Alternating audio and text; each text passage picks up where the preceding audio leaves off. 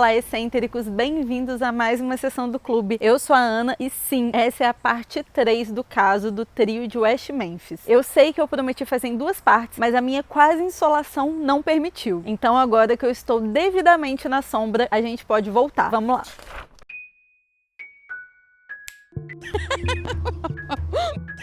A essa altura do campeonato, vocês já podem imaginar o desserviço que a mídia fez no caso do trio de West Memphis. E a quantidade de pessoas punitivistas que saíram dando entrevista, falando coisas sem nenhum sentido sobre os meninos, tomaram conta dos noticiários nacionais. As pessoas queriam ver esses 3 adolescentes, assassinos de criancinhas e satanistas, mortos. E algumas pessoas mais radicais diziam querer matá-los com as próprias mãos. Antes de 1994, julgamentos não podiam ser gravados no estado do Arkansas. E digamos que essa foi a grande salvação do Damien, do Jason e do Jesse. E foi apenas por conta da gravação dos julgamentos é que a mídia conseguiu fazer algo além por esses meninos, além de sensacionalismo barato. Isso porque a HBO gravou todo o julgamento e colocou num documentário que foi dividido em 3 partes, o Paradise Lost. A primeira parte foi lançada em 1996, a segunda 4 anos depois, em 2000, e a terceira no ano de 2002. O documentário, dirigido por Joey Berlinger e Bruce Sinofsky, foi bastante favorável aos meninos. Além disso, esse documentário também se destacou muito porque foi a primeira vez que o Metallica permitiu que uma música deles fosse usada para a trilha sonora de algum filme ou documentário. E conforme o documentário ia ficando mais popular, o trio de West Memphis foi ganhando mais e mais apoiadores. Inclusive pessoas como Johnny Depp, Ed Vedder e Peter Jackson. O Peter, né, gente, nada mais, nada menos é do que o próprio diretor de Senhor dos Anéis. Ele não só apoiou com palavras, mas como financiou do próprio bolso uma investigação independente, na esperança de que essa investigação conseguisse inocentar os garotos de alguma forma. Em 2007, já 14 anos após o crime, essa investigação independente encontrou um fio de cabelo no cadarço de um dos meninos. E esse fio de cabelo correspondia a Terry Robbins, o padrasto do Steve. Nessa altura do campeonato, quer dizer, lá em 2007, nem os pais dos meninos acreditavam mais que o trio de West Memphis tinha cometido os assassinatos. Mas isso não quer dizer que as pessoas deixavam de ser punitivistas. Nessa época, o pai do Chris começou a ir à imprensa e ele falava que tinha certeza absoluta de que o verdadeiro culpado pelos crimes era sim o padrasto do Steve. Mas essa nova evidência de DNA não conseguiu convencer o juiz a fazer um novo julgamento. Mas os advogados do Jesse, do Jason e do Damien apelaram na Suprema Corte do Arkansas pedindo um novo julgamento. E finalmente, no dia 4 de novembro de 2010, eles conseguiram. O Estado não queria de forma alguma repetir todo o julgamento. Afinal de contas, se eles repetissem, eles teriam que assumir a própria culpa. Ao mesmo tempo, eles sabiam que alguma coisa precisava ser feita, que não dava mais para os meninos continuarem presos. Então a promotoria ofereceu um acordo a eles. E aí me diz você se faz algum sentido, mas vamos lá. Eles se declarariam culpados, mas ainda assim manteriam a inocência e aí sim poderiam sair da prisão. Sentido? Não encontrei nenhum também. E essa era uma condição da promotoria. Ou todos os 3 se declarariam culpados ou não teria nenhum acordo. O Jason não queria aceitar o acordo de forma alguma. Ele não queria admitir ser culpado de algo que ele não fez. Levou um tempo para ele topar, mas ele acabou tendo que aceitar porque ele percebeu que se ele não fizesse isso, o melhor amigo dele seria morto. E muito em breve. Afinal, o Damien já estava no corredor da morte há 16 anos. Então, assim foi feito. Os 3 se declararam culpados e foram soltos. O único problema disso tudo é que o fato deles terem sido soltos não fez com que o caso se reabrisse. Por quê? Porque eles já se declararam culpados, então na verdade ninguém nunca vai encontrar o verdadeiro assassino dessas crianças. Também não encontraram nenhuma prova substancial que colocasse o padrasto do Steve na cena do crime. E pelo menos dessa vez resolveram, não julgar ninguém sem ter provas como fizeram antes. E gente, em 2003, 7 anos antes da justiça aceitar liberar os meninos, a Vicky, que era uma das principais testemunhas e o filho dela, foi à imprensa e disse que tudo que ela tinha falado ali em 1993 era pura mentira, balela purinha. Ela contou também nessa entrevista que na verdade ela sentiu medo e ela se sentiu obrigada a cooperar com a polícia porque ela tinha medo que a polícia tirasse o filho dela. Então, gente, para concluir esse caso, antes que eu comece a me exaltar aqui, porque é praticamente impossível ser imparcial, não tem como ser imparcial nesse caso, afinal de contas, dá para imaginar o que é passar quase 20 anos no corredor da morte, acorrentado por um crime que você não cometeu, e até onde onde foram as minhas pesquisas, pelo que parece, o Estado não ressarciu os meninos em nada. Eles sequer receberam um pedido de desculpas público, nada. Hoje em dia, eles aparentemente estão bem. O Jesse segue vivendo e trabalhando lá em West Memphis, algo que eu acho bem bizarro, estranho, até porque a cidade inteira escorraçou e queria ele morto. E ele continua lá, mas escolhas.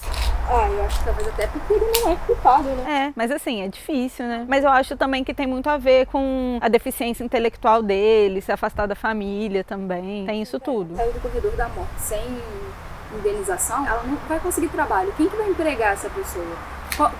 Quais são as providências que o Estado está tomando para que essas pessoas tenham uma vida reintegrada? Não, nenhuma, né? Até porque o Estado fez questão que eles se considerassem culpados. Então, eles são culpados aos olhos da lei. É tipo o Steve Avery, do Making a Murder.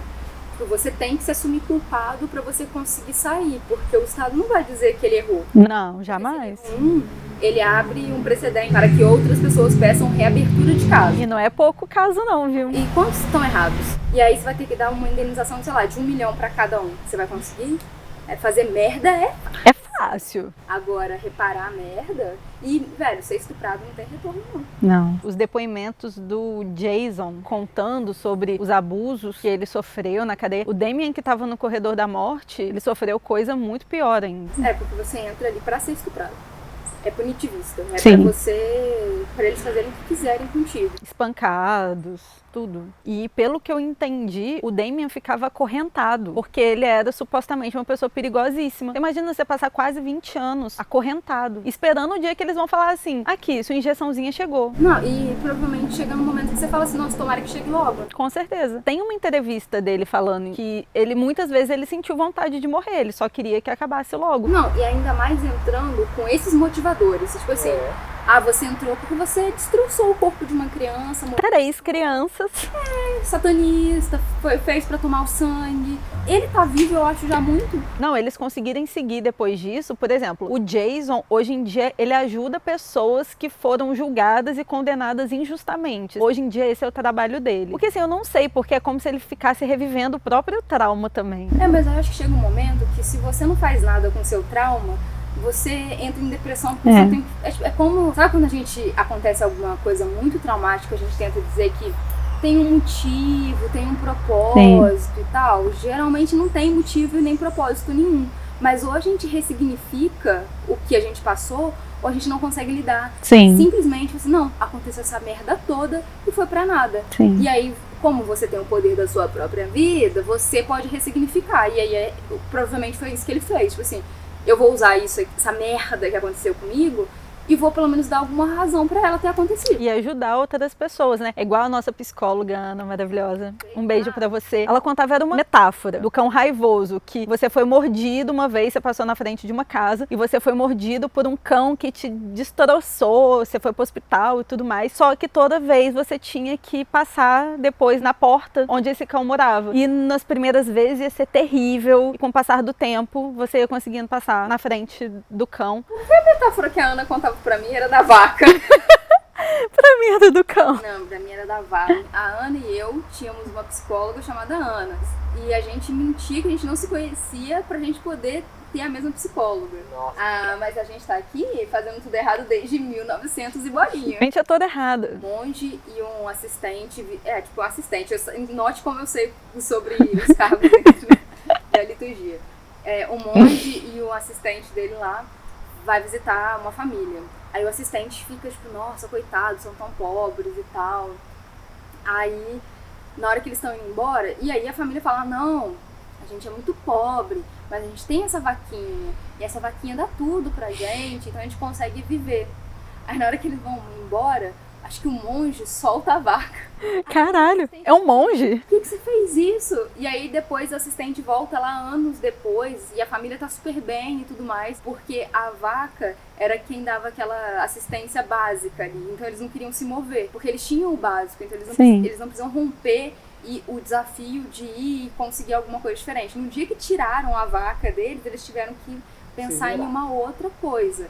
E isso não é pra ser motivacional ainda. Exatamente, né, gente? Falaram que eu não podia ser a vaca dos outros. Não é meritocrata, gente. Não é história meritocrata aqui, por favor. Só que se você vai ser a vaca de alguém, talvez você esteja impedindo que essa pessoa cresça. Então para de dar tudo pra todo mundo, seu trouxa. Não é a bunda, eu estou falando de esforço, trabalho. Quer dar a bunda, você dá. O Jason, além desse trabalho, se inseriu no mundo do cinema por um espaço curto de tempo. Ele produziu o filme Devil's Knot, de 2014, que no caso, esse filme é uma ficção que fala sobre o caso do trio de West Memphis. O Damien também se envolveu no mundo do cinema. Ele virou roteirista, produtor, best friend de Peter Jackson, trabalha com ele ali, coladinho. Quem tem um amigo tem tudo, né? Quem tem um amigo tem tudo. Peter, me liga. Além disso, ele também escreveu um livro contando tudo que ele passou dentro da cadeia. Eu li alguns trechos e digo, gente, é apenas para os fortes. E também não conta assim só o que ele passou dentro da cadeia, mas como foi o processo do julgamento, tudo que estava acontecendo com ele naquela época. E até onde eu sei, o Damien vive hoje em Salem com a sua esposa. Quer dizer, dá para perceber que ele ainda é muito ligado à religião Wicca. E para finalizar, gente, eu vou dar uma grande sabedoria ancestral aqui para vocês. Não julgue o livro pela capa. Esse caso é a própria definição de que, gente, não rola julgar ninguém nem nada por puro estereótipo. Hoje em dia, eu acredito que nenhum adolescente que escuta heavy metal e se veste de preto seria considerado uma ameaça. Mas outros grupos seguem sendo alvos. Tem 2 meses que a gente tá falando sobre bruxas, casos bizarros, preconceito religioso e sobre o dualismo. É só pra dizer que a gente tá precisando urgentemente melhorar. E a história vai se repetindo e se repetindo e a sociedade segue sendo esse grande pedaço de bosta que ela é, sendo dual, sendo punitivista, inclusive a gente, porque em diversos momentos também a gente precisa ter autocrítica e perceber quando nós estamos fazendo isso com outras pessoas. Então esse é um recado para todos nós. Melhoremos. Então é isso, excêntricos. Eu prometo que agora realmente foi a última parte. E se você chegou até aqui, curta esse vídeo, comenta, compartilha com um amigo e considere se tornar um membro desse canal se você puder e quiser. Um beijo e tchau!